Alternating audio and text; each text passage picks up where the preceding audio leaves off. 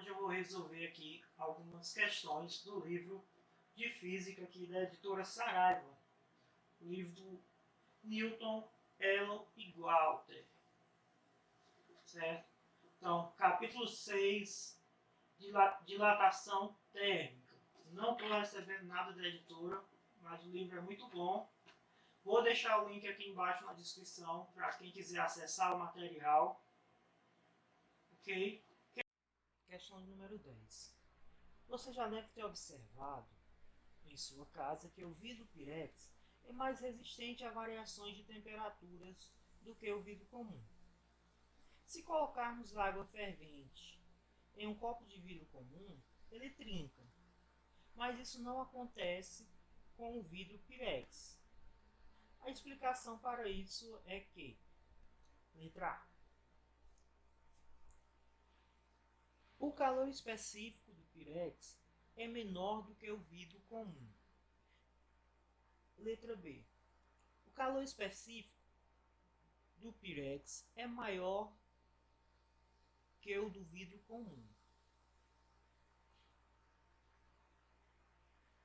Letra C, para aquecimentos iguais, o vidro comum sofre maior variação de temperatura. Letra D, o coeficiente de dilatação linear. Letra D, o coeficiente de dilatação do vidro comum é menor que o do vidro pirex. Letra E, o coeficiente de dilatação do vidro comum é maior do que o do vidro pirex. Então, primeira coisa, as letras A, B e C, elas falam do mesmo assunto, certo? Que é o quê? Calor específico. Então, na letra A e na letra B, nós temos isso explicitamente, e na letra C está implícito, mas reflete o mesmo ponto. Então, o calor específico não vai influenciar na resposta desse item. Por quê? Se a gente pegar como referência o item C, a letra C, a opção C, diz que para aquecimentos iguais o vidro comum sofre maior variação de temperatura. Então, o calor específico está diretamente relacionado a isso. Então, há variações de temperatura. Então, a quantidade de calor que uma determinada substância deve receber para que sua temperatura aumente em uma unidade. Então, o calor específico só vai dizer isso, que um objeto vai aquecer, que um tipo de vidro vai aquecer mais do que o outro tipo de vidro. Não vai explicar o motivo porque ele vai quebrar. Então, vamos para analisar as opções D e C. Então, as opções D e C falam do coeficiente de dilatação do vidro comum e do vidro pirex. Então, a gente vai observar, voltar e olhar a tabela que nos mostra quais os valores desses coeficientes de dilatação. Nós temos que o coeficiente de dilatação do vidro comum é de 8 vezes 10 a menos 6 inverso de graus Celsius. Já o coeficiente de dilatação do vidro pirex é de 3 vezes 10 a menos 6 inverso de graus Celsius. Voltando aqui para as opções D e E,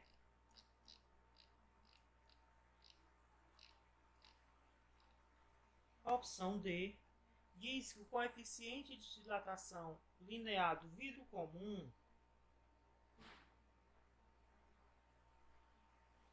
é menor do que a do vidro pirex. Ou seja, essa opção está errada. Como nós vimos na tabela, a opção correta é a opção E. O coeficiente de dilatação linear do vidro comum é maior do que o coeficiente de dilatação do vidro pirex. Então, por isso, o vidro comum ele vai se quebrar mais facilmente quando colocado água fervente dentro dele. Por quê? Então, ele vai sofrer uma dilatação maior, sua estrutura não vai aguentar e ele vai acabar quebrando. Questão de número 11.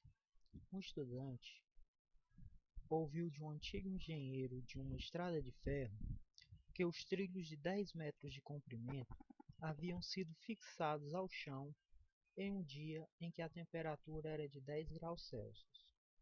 No dia seguinte, em uma aula de geografia, ele ouviu que, naquela cidade, a maior temperatura que um objeto de metal atingiu exposto ao sol foi 50 graus Celsius. Com essas informações, o estudante resolveu calcular a distância mínima entre dois trilhos de trem. Que valor ele encontrou? É dado o coeficiente de dilatação linear do aço 1,1 vezes 10 a menos 5 inversos de graus Celsius. Bem, pessoal, então nessa questão a gente quer determinar qual vai ser a distância mínima entre dois trilhos iguais de uma ferrovia que no dia da instalação estava a uma temperatura ambiente de 10 graus Celsius.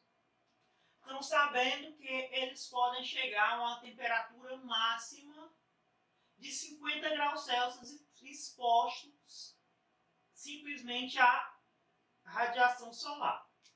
Então, a primeira coisa que a gente deve determinar é qual a variação de temperatura. Então, a temperatura vai variar de 10 para 50 graus Celsius. Então, 10 graus Celsius no momento em que eles foram instalados, foram colocados nessa ferrovia, e 50 graus Celsius, que é a temperatura máxima que eles podem atingir quando estão expostos à luz solar. Então, a variação de temperatura foi de 40 graus Celsius. No dia da colocação dos trilhos, a 10 graus Celsius, cada trilho desse tinha um comprimento de 10 metros. Certo? Então, o que é que a gente vai fazer? Aplicação direta. Nós sabemos que a dilatação linear, o aumento no comprimento de um trilho, ou de qualquer outro material, de qualquer outro objeto, ele vai ser igual ao coeficiente de dilatação vezes seu comprimento inicial vezes a variação de temperatura. E a gente quer determinar exatamente isso. Qual a dilatação sofrida por esse trilho quando a temperatura chega ao seu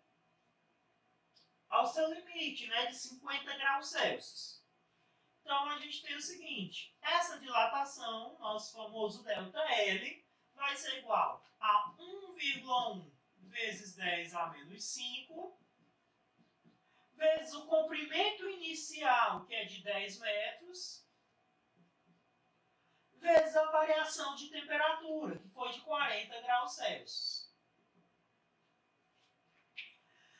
Então, multiplicação bem simples. Para facilitar a nossa vida, vamos esquecer desses zeros. E lembre-se, potência só multiplica potência. Então, nós vamos ter 1,1 vezes 1 vezes 4. Lembre-se que os zeros a gente está deixando de lado, os 10. Então, eu tenho 1,1 vezes 4 dá exatamente 4,4. Multiplicação de potência, o que é que a gente faz?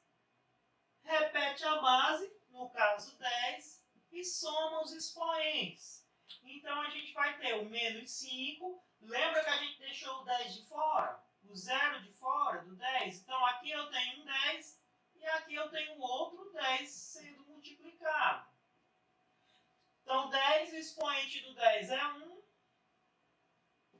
porque eu tinha 10 e 40 nos dois casos. O expoente é 1, então eu vou ter menos 5 mais 1 mais 1. Lembre-se que o sinal ele faz parte do expoente. Então, eu tenho menos 5 mais 2. menos 5 mais 2 dá menos 3. Então, quanto foi que aumentou? Então, o trilho ele vai aumentar 4,4 vezes 10 a menos 3 metros. Lembrando que 10 elevado a menos 3 é o famoso prefixo mili. Para deixar mais prático para a gente e mais fácil de visualizar, a dilatação sofrida por cada um dos trilhos vai ser de 4,4 milímetro. Então, a distância mínima que deve ter entre dois trilhos é de 4,4 milímetros. Questão de número 12. Uma régua de alumínio tem comprimento de 200 centímetros a 20 graus Celsius. Qual é o seu comprimento em centímetros a 60 graus Celsius? Dado o coeficiente de dilatação linear do alumínio, 2,5 vezes 10 a menos 5 inverso de Kelvin. Bem, agora a gente quer determinar qual o comprimento dessa régua de alumínio após ela ser aquecida de 20 para 60 graus Celsius, ou seja, após ela sofrer uma variação de temperatura de 40 graus Celsius. Então, essa régua ela tem um comprimento inicial de 200 centímetros e o seu coeficiente de dilatação é de 2,5 vezes 10 a menos 5 inverso de Kelvin. Ah, professor, mas na temperatura está em Celsius. E o coeficiente de dilatação ele está em Kelvin, inverso de Kelvin. O que é que a gente vai fazer? Bom, uma variação de temperatura de 1 grau Celsius equivale a uma variação de temperatura de 1 Kelvin. As variações elas são iguais nas escalas Celsius e Kelvin. Então, essa variação de temperatura equivale a uma variação de 40 kelvins. Então, não tem mistério nenhum para a gente agora. Então, o que é que a gente vai ter? A dilatação sofrida, observando aqui a questão anterior, a questão de número 11, vai ser coeficiente de dilatação vezes o comprimento inicial vezes a variação de temperatura. Então, vamos simplesmente substituir. Então, nós vamos ter 200 vezes 2,5 vezes 10 a menos 5 vezes 40. Ah, professor, você escreveu ao contrário. Então, aqui aparecia primeiro o alfa, depois o L0. Mas aqui na escrita foi ao contrário. Não tem problema. Por quê? A multiplicação ela é comutativa, ou seja, não importa a ordem. Então, se a gente trocar a ordem dos produtos, a ordem dos termos não vai interferir no resultado. Então, o que é que a gente vai ter? De novo, vamos facilitar a nossa vida. Esses dois zeros aqui dos 200 a gente vai esquecer. Vamos lembrar que ele é 100. Vou escrever aqui, ó, 10 ao quadrado. Então, nós vamos ter 2 vezes 2,5, que é 5, vezes, mais uma vez, vamos esquecer do zero. Então, olhar só para o 4, vamos deixar o 10 de lado. Então, 5 vezes 4 dá exatamente 20. Vezes 10 elevado a quanto? Lembre-se que a gente repete a base e vai somar os expoentes. 2 aqui do 100, que a gente tirou do 200. 2 menos 5, não esqueçam o sinal, dá menos 3. Menos 3 mais 1, olha o 1 aqui em cima do 10, do 40. Então, 2 menos 5 dá menos 3, menos 3 mais 1, menos 2. Portanto, essa variação no comprimento, a dilatação sofrida pela régua vai ser de quanto? Expoente negativo, para a gente tirar da potência, a gente faz o quê? Volta a vírgula, a quantidade de casas correspondentes ao expoente, ou seja, 2 casas. Lembre que a gente vai voltar para o lado de lá, a minha direita e a esquerda de vocês. Então, a gente vai ter que essa variação foi de 0,2 centímetros. Mas a gente não quer saber qual a variação do comprimento, a gente quer saber qual o comprimento final da régua. Ora, bem simples. Se ela media 200 centímetros e aumentou 2 centímetros, 0,2 centímetros, na verdade, seu comprimento final vai ser de quanto? 200 mais 0,2, que dá exatamente 200,2 centímetros. Então, este é o comprimento final da régua, após ser aquecida de 20 para 60 graus Celsius. Questão de número 20. A temperatura de 15 graus Celsius, encontramos uma chapa de cobre com superfície de área 100 cm². Que área terá essa superfície se a chapa for aquecida até 515 graus Celsius, dado o coeficiente de dilatação superficial do cobre de 3,2 vezes 10 a menos 5 inversos de graus Celsius. Bem, agora a gente quer determinar qual vai ser a área dessa superfície, dessa chapa de cobre, quando a sua temperatura atingir 515 graus Celsius. Então, as informações que nós temos é o quê? Que a área dela, inicialmente, a 15 graus Celsius, era de 100 cm².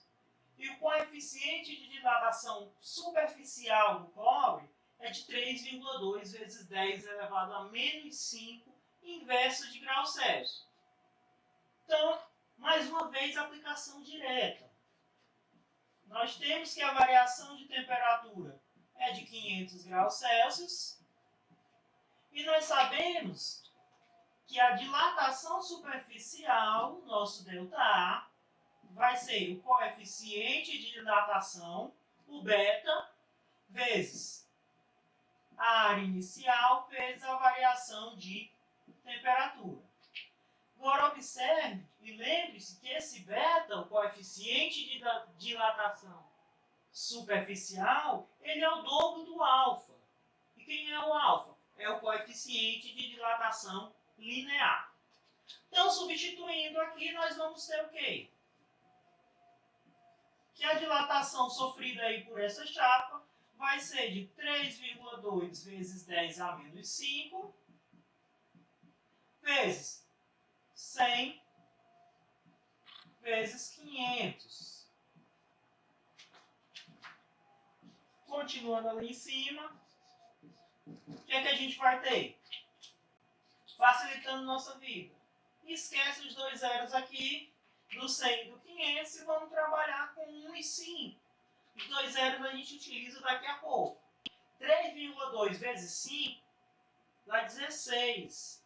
Então, nós vamos ter 16 vezes 10 elevado a quanto? Então, eu tenho menos 5 aqui, 2 do 100 e 2 do 500. Então, menos 5 mais 2 mais 2. Menos 5 mais 2 dá menos 3. Menos 3 mais 2, menos 1. Então, a dilatação sofrida aí na área dessa chapa vai ser de 16 vezes 10 elevado a menos 1 centímetros quadrados. Ou, para deixar mais prático para a gente, 1,6 centímetros quadrados. Como nós queremos o comprimento final, como nós queremos a área final da chapa, é bem simples. A área inicial era 100 centímetros quadrados. Ela aumentou em 1,6, então nós vamos ter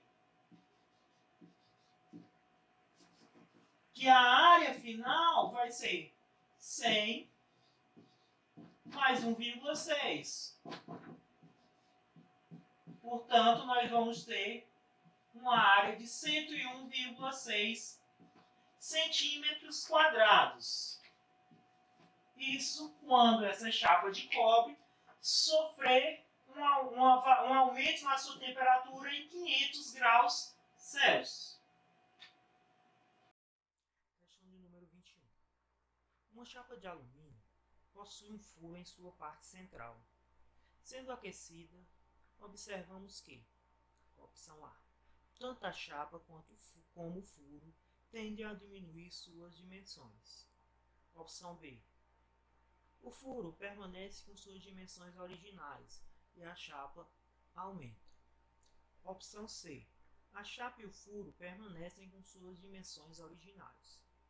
Opção D, a chapa aumenta e o furo diminui. E opção E, tanto a chapa como o furo tendem a aumentar suas dimensões. Então, como a gente já viu, quando há um aumento de temperatura, as dimensões dos objetos, e no caso específico dessa chapa, elas aumentam. Então, elas sofrem uma dilatação e tem um aumento em suas dimensões, quando há um aumento de temperatura. Se ocorrer o inverso, ou seja, se a temperatura diminuir, então nós temos uma redução nas dimensões. Então, nesse caso, ao aumentar a temperatura, as dimensões da chapa elas vão aumentar. Então, a gente já descarta aí, já de cara, inicialmente, as opções A, C e D, ficando apenas aí as opções B e E. Agora vamos olhar para o furo nessa chapa. Então, o que é que acontece? Ao contrário do que a gente comumente pensa, esse furo ele também vai sofrer uma dilatação. Então, ele vai se comportar como se fosse feito do mesmo material da chapa. Ou seja, quando a chapa sofrer um aquecimento e suas dimensões aumentarem, o furo vai sofrer também um aumento nas suas dimensões. Então, a opção correta é a opção E. Tanto a chapa como o furo tendem a aumentar suas dimensões. 22. Em uma placa de ouro, há um pequeno orifício que, a 30 graus Celsius, tem superfície de área 5 vezes 10 a menos 3 centímetros quadrados. A que temperatura devemos levar essa placa para que a área do orifício aumente o correspondente a 6 vezes 10 a menos 5 centímetros quadrados. Então, é dado o coeficiente de dilatação linear do ouro de 15 vezes 10 a menos 6 inversos de graus Celsius. Então, pessoal, agora a gente tem uma placa de ouro com um orifício de 5 vezes 10 a menos 3 centímetros quadrados a uma temperatura de 30 graus Celsius. A gente quer saber a que temperatura essa placa deve ser elevada para que o orifício ali no centro da placa ela sofra uma dilatação de 6 vezes 10 a menos 5 centímetros quadrados. Então, primeiramente, lembre-se que esse orifício ele vai se comportar como se fosse feito do mesmo material da placa. Então a gente pode imaginar esse orifício como sendo um disco feito do material da placa, que no caso é o ouro, certo? Então ele se dilata da mesma forma. Então a gente tem o seguinte: dilatação superficial, esse aumento na superfície desse orifício vai ser igual ao beta, que é o coeficiente de dilatação superficial, vezes a área inicial vezes a variação de temperatura. Então Então nós vamos ter o quê? 6 vezes 10 a menos 5 vai ser igual a 2 vezes 15 vezes 10 a menos 6. Por que 2 vezes? Porque o beta, o coeficiente de dilatação superficial, ele é o dobro do coeficiente de dilatação linear. Vezes a área inicial, que é de 5 vezes 10 a menos 3, vezes a variação de temperatura. Continuando aqui em cima, nós vamos ter 6 vezes 10 a menos 5 vai ser igual a quanto? 2 vezes 15, 30. 30 vezes 5, 150. Multiplicando as potências, menos 6, 10 a menos 6 vezes 10 a menos 3, só somar os expoentes, menos 6 menos 3 dá menos 9. Vezes a variação de temperatura. Então, essa variação de temperatura, ela vai ser igual a quanto? 6 vezes 10 a menos 5, dividido por 150 vezes 10 a menos 9. Quando nós fizermos a divisão, 6 dividido por 150 dá 0,04. 10 a menos 5 dividido por 10 a menos 9. Então, regrinha, conserva a base 10, subtrai os expoentes, não esquecendo que o sinal faz parte do expoente aqui. Então, a gente tem menos 5, menos 9. Então, menos vira mais, menos 5 mais 9, 4. Portanto, a temperatura, ela precisa aumentar em quanto? A gente acrescenta 4 zeros aqui, temos 2 casas depois da vírgula, então isso aqui vai dar 400 graus Celsius. Então, esse é o aumento da temperatura. Então, é necessário que a temperatura da placa aumente em 400 graus Celsius.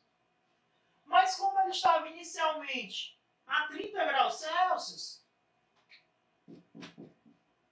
é preciso elevar essa temperatura aí até atingir 430 graus Celsius, para que o orifício sofra uma dilatação de 6 vezes 10 a menos 5 centímetros quadrados em sua área. Questão de número 24. Uma estatueta de ouro foi aquecida de 25 para 75 graus Celsius, observando-se um aumento de 2,1 centímetros cúbicos em seu volume. Sendo 14 vezes 10 a menos 6 inverso de graus Celsius o coeficiente de dilatação linear do ouro, qual era o volume inicial da estatueta? Bom, pessoal, agora a gente quer saber qual é o volume inicial de uma estatueta de ouro, certo? Que sofreu aí uma variação de temperatura de 50 graus Celsius. Então, sua temperatura foi elevada de 25 para 75 graus Celsius. E o seu volume aumentou em 2,1 centímetros cúbicos. O coeficiente de dilatação linear do ouro é de 14 vezes 10 a menos 6 inverso de graus Celsius. Então, bem simples. Então, nós sabemos que essa variação do volume é igual ao gama, que é o coeficiente de dilatação volumétrica, que é 3 vezes o coeficiente de dilatação linear, vezes o volume inicial, vezes a variação de temperatura. Então, basta a gente fazer uma substituição. Então, nós temos 2,1. Isso vai ser igual a 3 vezes 14 vezes 10 a menos 6, vezes o volume inicial, vezes 50. Repetindo aqui o 2,1, fazendo aqui a nossa multiplicação, 3 vezes 14 dá 42. 42 vezes 50, vamos esquecer do zero aqui do 50. Então vamos olhar só para o 5. 42 vezes 5 dá 210. Certo? Então nós temos 210 vezes 10 elevado a quanto? Menos 6 vezes o 10 que a gente tirou aqui do 50. Então, menos 6 mais 1, menos 5. Isso vezes o volume inicial. Então, esse volume inicial vai ser igual a quanto? 21 dividido por 210 vezes 10 a menos 5. Então, a gente fazendo aqui uma facilitada na nossa vida. Pega esse 210 aqui, pega a vírgula, que está depois do zero, traz para entre o 2 e o 1. Vamos aqui para cima.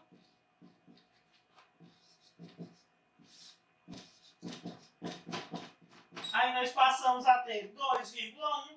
Viemos duas casas para o lado de cá, linha direita e esquerda de vocês. Então eu venho e somo 2 lá no expoente. Então, menos 5 mais 2, menos 3. Então, por que eu fiz isso? Para facilitar ali o nosso final. Então, o volume inicial vai ser de quanto? 2,1 dividido por 2,1 dá 1. Então, essa potência ela vai lá para cima, trocando o sinal. Então, 10 a menos 3 vira 10 elevado a 3.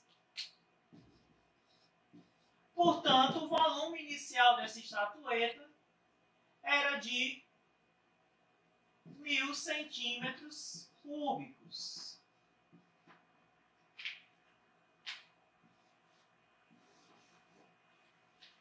Questão de número 25. Uma esfera metálica maciça é aquecida de 30 para 110 graus Celsius e o seu volume sofre um aumento correspondente a 1,2%. Qual é o valor do coeficiente de dilatação linear médio desse metal? Bom, agora a gente quer saber qual o coeficiente de dilatação linear dessa esfera metálica. Então, essa esfera ela foi aquecida de 30 para 110 graus Celsius. Ou seja, ela sofreu uma variação de temperatura de 80 graus Celsius. E isso fez com que sua variação de volume fosse de 1,2%. Então, ela aumentou 1,2% em relação ao seu volume inicial. Né? Lembrando que 1,2% é 1,2 dividido por 100. Então, nós temos o seguinte. Variação do volume é igual ao gama vezes o volume inicial vezes a variação de temperatura. Ah, professor, mas não foi dado o volume inicial. Não foi dado, mas foi dado a variação em relação a ele. Então, a gente pode fazer aí de boa. Então, nós vamos ter o seguinte. Variação do volume foi 1,2% do volume inicial. Ou seja, 1,2 sobre 100 vezes o volume inicial. Isso vai ser igual ao gama vezes o volume inicial, que a gente não sabe quanto é, mas não vai influenciar, vezes a variação de temperatura, que é de 80 graus Celsius. Então, esse volume inicial aqui vai com esse outro. Então, nós vamos ter o seguinte, fazendo a multiplicaçãozinha. Então, nós temos 1,2 vai ser igual a 80 vezes o gama vezes 100. Lembre-se, a gente passou para um outro membro da equação, a gente muda a operação. Então, se o 100 estava dividindo, quando ele vai para lá, ele vai multiplicando.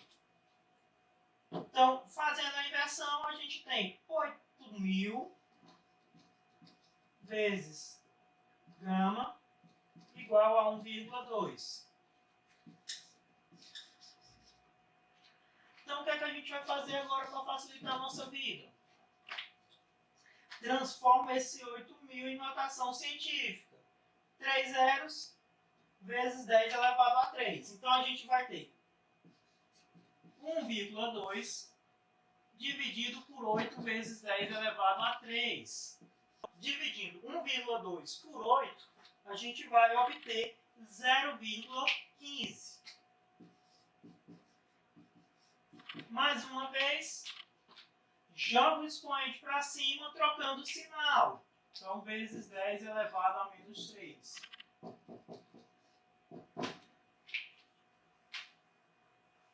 Vamos passar a vírgula aqui para entre o 1 e o 5. Então, a gente vai uma casa para o lado de lá, minha esquerda e direita de vocês. Então, o que é que a gente faz? Subtrai 1 do expoente. Então, como já estava devendo 3, quando eu tirar 1, vai ficar devendo 4. Então, a gente vai ter 1,5 vezes 10 a menos 3 inverso de graus Celsius. Então, a gente vai ter 1,5 vezes 10 a menos 4 inverso de graus Celsius. Isso é o gama. Mas lembre-se, o coeficiente de dilatação volumétrica, ele é 3 vezes o coeficiente de dilatação superficial, ou seja, o gama é igual a 3 vezes o alfa. Logo, o alfa, que é o que a gente quer, vai ser 1,5 vezes 10 a menos 4 dividido por 3. Então, isso vai dar exatamente 5 vezes 10 a menos 5 inverso de graus Celsius.